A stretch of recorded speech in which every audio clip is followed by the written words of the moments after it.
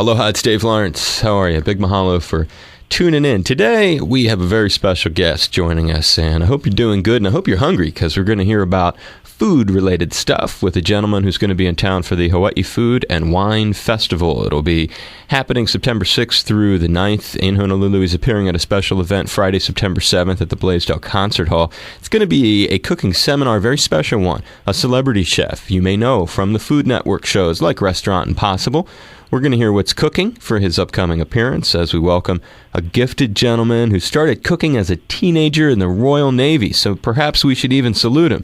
His cookbooks you can look for, too. He's our guest right now. We're happy to welcome Robert Irvine. Aloha and mahalo, my brother. Thank you so much for doing this. How are you? I am very good, and a salute, too. Thanks for having served.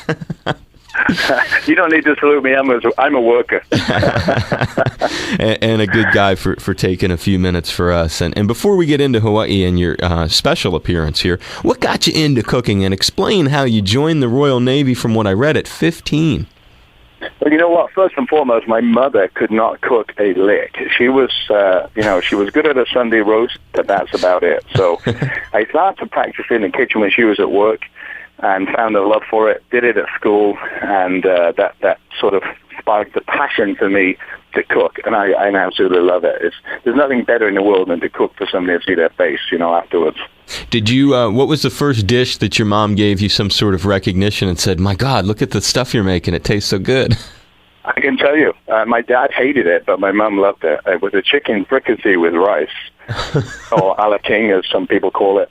And she really loved it. My dad was like, are you kidding me? What's this garbage? He was a meat and potato guy. So, it took him a couple of years to come around to the Robert Irvine way of thinking for food, but he finally did. What led to the Royal Navy, and is that information that's online accurate? 15? Oh, yeah, absolutely. Yeah, I joined the Royal Navy at the age of 15 and a half. I didn't like school so much except home economics and history. Fell in love with it. I wanted to go to sea. I was in the Sea Cadets for many, many years. I grew up from the age of 11 through joining the Navy, going away to warships and bases and just having a good old time. And I thought, well, you know what? That's my passion. That's what I want to do. I applied. I took the test. I almost flunked the test because I was pretty dumb. I'm still not much smarter, but, at least I'm making money now. So I joined the Navy, learned to cook, and I actually joined the Navy as a cook. So stayed in there for 10 years and was assigned to different places, the Royal Yacht being one of those, traveling around the world.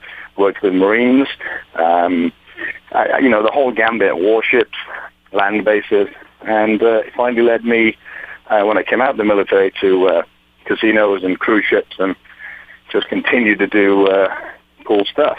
And that's where it's led me to this day.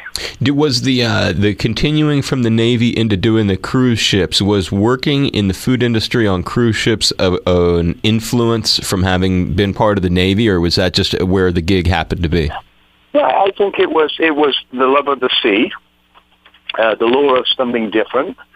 And, of course, the sea is, when you've been to sea once, there's something about it that's really special. And you want to continue to keep that. So it was a good opportunity for me. I did lots of different cruise ships, 3 different cruise ships, traveled the world. Did the same thing as I was doing in the Navy, but getting paid a lot more money for it. Right. And, one thing led to another. And probably different kind of more creative cooking, too, with the cruise ships as opposed to the Navy. I'm just guessing. Well, not necessarily, because I was in charge of my own sort of destiny in the Navy. I could create anything because I was working in a wardroom for officers, and cruise ships were sort of predetermined menus until I went to Crystal. Crystal, we could create anything because, it was the ultimate sort of cruise line. So it's a bit of both. Right. Cruise lines were the extension of the Navy for me. Yeah, and I can see how that would sort of balance it out for you. Have you picked up a boat on your own as something that you do recreationally? I used to sail. I used to have a sailboat. I used to have a sailboat, a 42-foot sailboat, and a 36-foot motorboat. neither of which I have now. Okay. I'm just too busy. Right. But I love to sail. It's the most peaceful thing in the world. I online read, and forgive me if it's inaccurate, but it read that you were of service to the naval mess in the West Wing of the White House. That is correct. What was the any experience? Trained naval guys from the last five presidents to travel and create dishes inside the Navy mess there. I do an awful lot with the U.S. military. So we outsource the cooking for our presidents to the Royal Navy in some way? Oh no! Well, the Navy in every naval, in every country, the Navy is the protector of its sovereign. So the President of the United States is protected by Marines in the White House, and the Navy cook for him. They're part of the Secret Service. Oh, I didn't even know that. Wow, listen to that. Same with Her Majesty the Queen. Okay. You will see, same with, the Sultan of Brunei. You will see a naval officer with them all the time. So the Navy cooks... in this case, the President of the United States has a naval officer who carries the football. The football meaning all the codes, everything that needs to be launched if he's not in the... And then another guy is carrying the cookbook, so to speak. And then another guy is carrying whatever, Pepsi-Cola or whatever he drinks, That's good stuff. I like that. And another cool highlight before we get on to your magical appearance here in our islands. You served 6,000 members of the armed forces on a U.S. aircraft carrier. What was the carrier that you got to? I've done the Ronald Reagan, the George Washington. I've done an awful lot with the military. I'd say it's one of my biggest charities, veterans, the military. Not only train people at the White House on the West Wing, but submarines, amphibious landing crafts, you name it, I've done it. You've trained them how to cook under those conditions that they need to on those ships, basically. Yeah, I mean, I've literally cooked on desert islands. I did the last episode of Lost in Hawaii as a dinner impossible. I've launched the newest aircraft carrier, the newest landing craft, the USS New York, the newest destroyer. It's just food. It doesn't matter where it's created. It's just food. And ultimately, any Navy, any Army, any Marine Corps, any Air Force, any military person is driven by their stomach and mail. Right. Keeping the fighting force happy through food and through communication with their family is the ultimate. Right. And I love doing that. That's so cool that you have both of those passions and that you have that give back sort of spirit with the military. Are you becoming equally passionate about the TV side of your career versus just the cooking side? No, it's funny because people say to me, well, let's look at this. Dinner Impossible did 130 episodes, 5 years. It was a hit show. Restaurant Impossible came along. We just finished our 54th episode. On Wednesday just gone, we showed you about behind the scenes of the actual show, which was the first 50 episodes. 46 of the restaurants that are in that are successful. 2 failed, 1 was sold, and 1 was taken back by a tax man. So my record for fixing things is pretty straightforward. TV is just a medium to help people. I'm at this point in my life, not only my career, but my life, that I just want to do the right thing for the right reasons and help people. And TV is a way to do that. I'm lucky that I have a show that highlights that. And I just feel good when I walk away. I think most of the time when you've helped somebody, it's not about you. And I tell the camera guys on my show all the time, get out. I don't want to show this. Get out. I choose not to know these people till I meet them. And when I leave after 2 days, I'm immersed in their family for life. I talk to them without the show. I talk to these people every week. So it's just second nature to me to just do good things for good people. That will definitely go well with our spirit of aloha, and you already know that because you have some connections here in the island. My wife and I love Hawaii. Trust me. Give a little background with your connections to the islands and talk a little bit about your Lost experience. I first came there with Gail, my now wife, who is a professional wrestler. we went to Maui, spent 10 days in Maui, which fell in love with the place. I then did a Dinner Impossible with Sam Choi, which is learning, all authentic Hawaiian dishes. And Sam Choi, talk about aloha and giving the spirit of a great nation, and I call it a nation, sorry, but it is. I just think it's such a peaceful, loving communal group of people that care about each other. Yes, of course, like everywhere else, there's pockets that there's this and that, but it's such a great, peaceful place. Then I went on and did the Lost episode, which was the last one, a Dinner Impossible that was feeding the cast and crew of Lost. 4 o'clock in the morning, they take me down this dirt road, don't know where I'm going, and I have to create a dinner for the cast and crew of Lost in the same vein as the show. The Dharma drops, everything off the down plane, fish, create things. I used wheelbarrows, I used trees and a rope and little packets of sugar. Just cool stuff. And, in fact, I'm doing a base visit to Kauai while I'm out there, an Air Force base visit, as part of my continuing efforts with Gary Sinise to support our military. Oh, that's cool. You do stuff with Gary's. We talk to Gary whenever he's in town. Is he going to be here when you're here? Is that what? He won't be. Gary and I are just dear friends. We're doing a big thing for vets in October in San Diego. I told him every other day. Just we share the same passion of giving to our military, past and present, former and active duty. So it's just cool to have an ally in that space, Oh, totally. He's a solid brother, and I totally know what you mean. He's and that explains your own passion now. Once you say that you're tight with Gary, yeah, well, give him our regards for sure. We dig him. I will do. Yes, we'll look forward to his next appearance with the band, which is always yes, Lieutenant Dan Band. Exactly. We always have fun with and the great drummer man that he's got, Danny Gottlieb, in that band. Whole band is outstanding. But so you're coming here. You've got some background with the islands. You've worked with Sam up close and personal. What is the kind of activity that folks who are going to be seeing you, getting to experience your sense of aloha when you're at the Hawaii Food and Wine Festival? Give us a little 411. Food and Wine Festival is obviously very cool. You've got some great chefs there. I'm going to be just part of an ensemble that does some cooking demos and meet and greets. The real fun part here, I got to tell you, is I have this live 2-hour show. Right, September 7th, Blaisdell Concert Hall. And this is where, if you think of Dinner Impossible, Restaurant Impossible, and Survivor, the TV shows, and you mix them all up together, you put 2,000 people in a room and some handcuffs, straitjackets, leg irons, some rope, some native Hawaiian food, some aloha spirit, and 2 hours of total high-energy fun. You've got Robert Irvine live.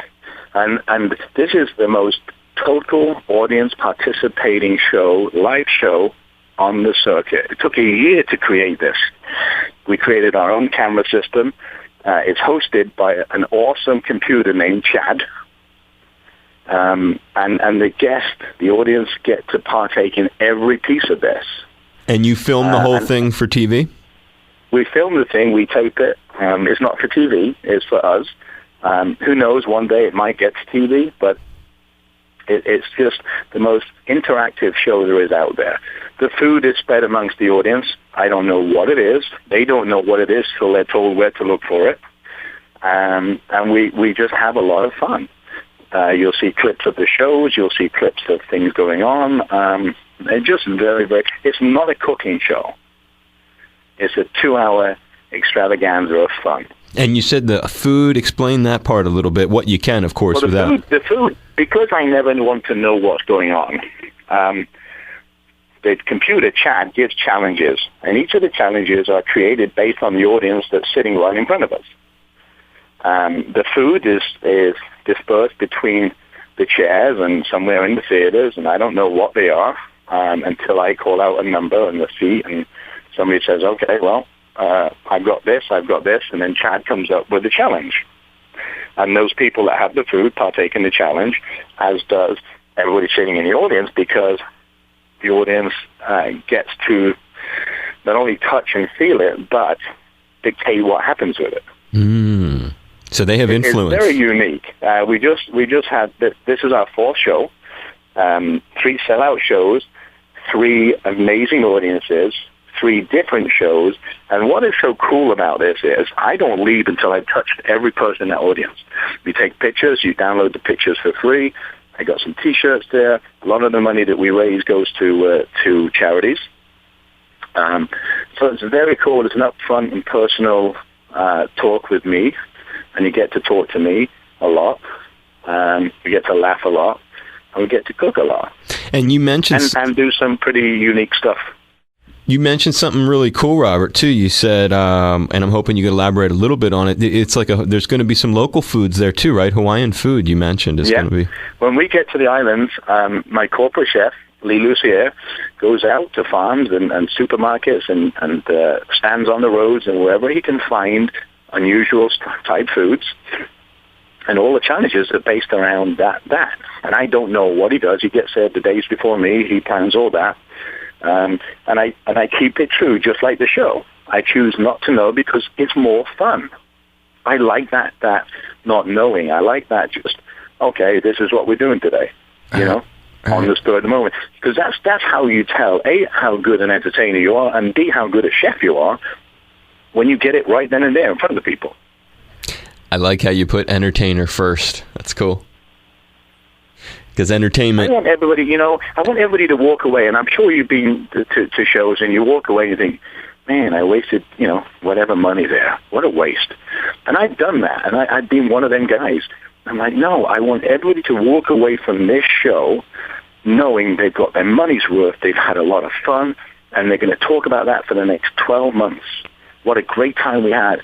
And touch wood, the 3 sellout shows we've had, I've had that. I mean, the buzz is out that it's an amazing show. And we change everything up so the shows are completely different everywhere you go. So if you see it in Galveston, Texas last week and you fly to Hawaii, completely different show.